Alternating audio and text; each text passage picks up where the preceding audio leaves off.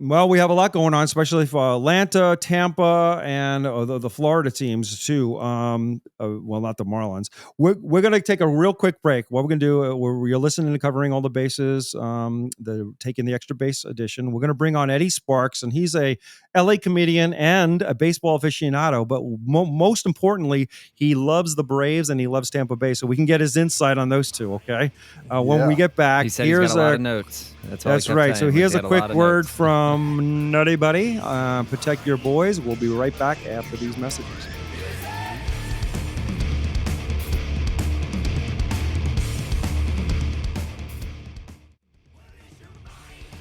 Hey guys, Jerry here from Covering All the Bases. If you're looking for the very best in an athletic supporter, there's nothing better than the Nutty Buddy. NuttyBuddy.com. And if anyone knows anything about protection, it's me. It works snugly. It moves with you. There is just nothing better than the Nutty Buddy. Get 10% off all purchases. Go to NuttyBuddy.com. The bases 10%. Use our code. Get 10% off all your purchases. The Nutty Buddy. Nothing is better. Protect your boys. Yes, we are covering all the bases. We are unique fantasy baseball perspective with your host Jerry and my co-host Brian, and we have our very special guest with us, LA comedian, baseball aficionado Eddie Sparks, with our producer Steve the Dream behind the scenes, making sure we touch all the bases as we head for home. And Eddie, how the heck are you? How is your fantasy baseball world treating you these days? I'm still hanging in the winner's circle, just like I always do. All right. I see you in the winner's circle with the Marlins hat on, though. What's that all about? Oh, well, if you're not for bikinis, then you're probably gay. All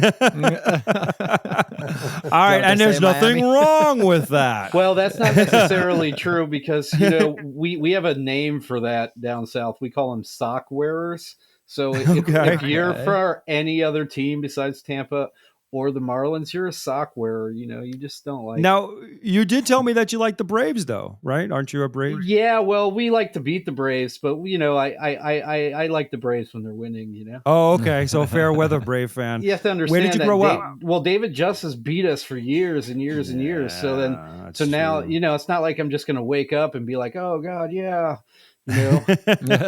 Where'd you grow up? Where as a kid? Where were you born and raised? I'm from Vero Beach. Oh, so you're a Florida kid. All right, man. Well, when you go to Vero Beach High School, you're fighting Indian. All right. And your cheerleaders do like one push-up for every point you score in football. But also they also disappear during baseball season because the Dodgers used to play in Vero Beach. So that's right. Spring training happened, you'd never see a woman in our high school. They'd always be running around somewhere with some baseball player. So Dodger. So what did that make? Did that make you a Dodger fan? Well, obviously I was a Dodger fan for a while. So you can see Lasorda, in the mall just walking around. It's not like it's a huge town. Right. So what about your dad? You mentioned to me when we were talking, your dad was an APA fan. I got to know about that. My dad played APA baseball every day of his life. I mean, one of my first games I ever played on the computer was 5 1/4 micro baseball. Right. I mean, my dad had cards. I had cards. We were rolling dice our whole life, and then he went into APA baseball manager, and he started playing like legacy baseball, and I started getting good at just his teams. This year I'm the Twins, so then all I heard about was like Kirby Puckett or Chuck Knobloch. Chuck Knobloch's doing this. Or Chuck Knobloch. There's all these, I don't know, I'm going with the worst lineup. Was your dad a good dice roller, or did you hear him pound the walls like I do? Well, my dad my dad was an accountant, so Lord knows what he did, in his personal time. Do you still have your cards from when you grew up? I do. They're in storage, actually. Yeah. They still have this. Wait, you have a few card collectors on here. I've seen quite a bit of people, but like 89 was when I started collecting cards. So I've got a few box sets of Fleer, Donruss, Upper Deck, stuff like that. Stuff I got from like 7-Eleven, random stuff, baseball cups. I remember those 7-Eleven cards. I know exactly what you're talking about. Yeah. So give us a good preview. What do you think is going to happen here with your Tampa Bay Rays? What's going on with them this year? Oh, well, Tampa Bay is an interesting place. So, we have retirees, we have just about everything going on. But I always think that the Rays always do pretty well every year because they're the happiest team. We're the only team that actually plays like straight up good, jolly, happy baseball. And you start getting up north, it's so dirty. Like all of a sudden you magically come against Philadelphia or something, and they're trying to plow you down at home plate or run into you.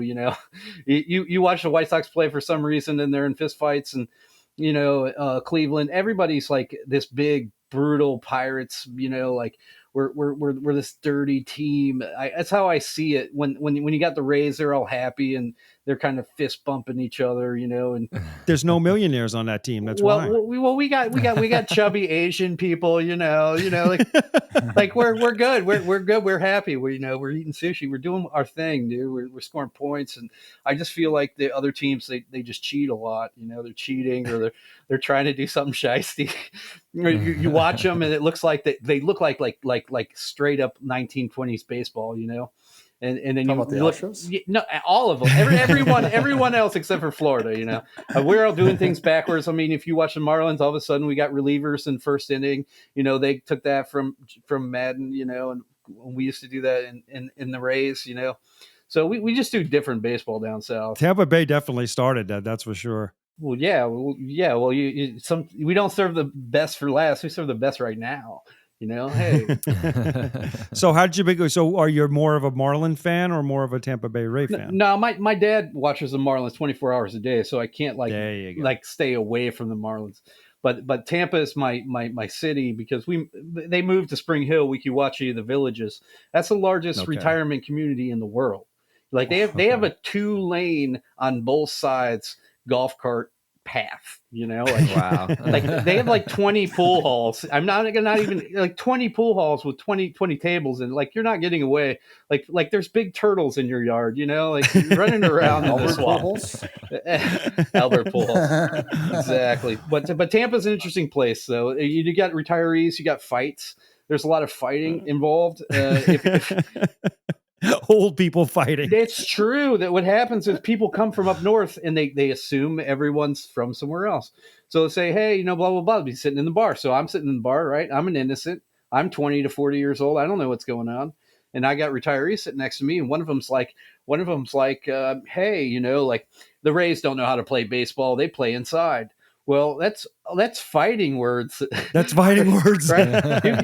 You're in hillbilly country. You're an hour and a half away from Tampa. Like people are going to fight you over that. So you got a 67-year-old people fighting, and they'll just go at it. Right? We got nothing else to do, Eddie. That's why we got our own mugshot paper, and you can buy the paper every week with mugshots of senior citizens that fight over baseball. Seniors who fight over baseball. What was your dad's take on Jeter leaving the Marlins earlier in the year? No, that's a good one. Well, from what my dad's getting really old right now, so he's a little bit harder to talk to. But you have to remember, Derek Jeter lived in Tampa. Like he's our man to an extent. I mean, if I wanted to, I could ride my little 2-wheel bicycle over there and egg the crap out of his house. Don Mattingly, whatever they want to do, doesn't really. That's my boy, Donnie. Donnie's my boy. Well, Mattingly started playing that relievers in the first round too. I forgot. I have it written down here that Mattingly had actually beaten on one team here more than any other coach in the history of baseball. Really? Yeah, I can't remember which one it was. But one of the reasons why they have to do the relievers in the first inning because they don't have much pitching to begin with. Okay, that's why. Don Mattingly won 81 wins versus the Padres, the most wins versus any opponent there you go. in the MLB. There you go. He was with the Dodgers back in the day. That's true. He was at the Dodgers. So. That's right. Good point, Brian. That's right. So they played a lot more in that division. Probably more with the Dodgers, right? Yeah, I have some LA experience. Not too many cool people go to San Diego. San Diego's more like hey, San Diego does have the best stadium. If your kid's not big enough to fight other kids in school, you just send them to San Diego. That's true. That's more laid back. That's why. No, because Spanish kids are down there. Like they just avoid them, or they just have to learn. So you know probably better than anyone Tampa Bay. Tampa has so many Yankee fans. Well, I mean, that's where the Yankees play their spring training. So you have to understand, you're not allowed to wear the opposing team's jersey on game day anywhere in Tampa Bay limits, anywhere in the city, dude. They will get in a fight. So that didn't start. That didn't start over baseball. That started in hockey because our hockey team was terrible for 10 years. You know, we were horrible. But the Penguins teams, the Penguins would come down or the Red Wings would wear their jersey and they'd be walking around our city and randomly get into fist fights. And then the retirees started coming down there because Yankee spring training. And well, at least you can wear a Yankees jersey anytime in the city limits. You know, it's not a lot. It's not a big deal. But anything else, you know, is a sin. You know, we'll see if they say that because There've been words that the Yankees may not stand there. We'll Steinbrenner Field can go, bro. You know, we have shirts that say that. You know, you can go, bro. Go back up north. You know, the Tampa Bay Rays that don't fill their stadium pretty much either. Well, that's terrible. You know, it's far away. That's what we like to say, right? It's far away. It's in St. Pete. It's in St. Pete. It's a weird place. You know, St. Pete doesn't have a beach, but it's called St. Pete Beach. What's the latest on that? Because they were talking about playing half their games in Montreal. Remember? That was not too long ago. Well, just like the problem is our hockey team is good. So Tampa Bay Lightning is the best hockey team in Canada. So they're also trying to make the Tampa Bay Rays the best baseball team in Canada, right? Kansas, right? Because they're trying to figure it out, you know, whether or not this is going to work out for them. But the truth is that you know, people keep having babies down south. Not much else to do during hurricane season. So I think the Tampa Bay Rays are here to stay, dude. Right? It'll be interesting. Will they get a new stadium? That's what everyone's talking about. What do they need a new stadium for? Because you say it's too far out of the way. That's why. It is. And to be fair, I know where the stadium's going to go. If they change it, they're going to put it right where Ybor City, there's between Ybor City and downtown Tampa is this area where all the low-income housing is. So they're just going to go ahead and plow that, right? Because it's right on the, well, nobody knows Tampa Heights like somebody who's been arrested in it. You know what I mean? So,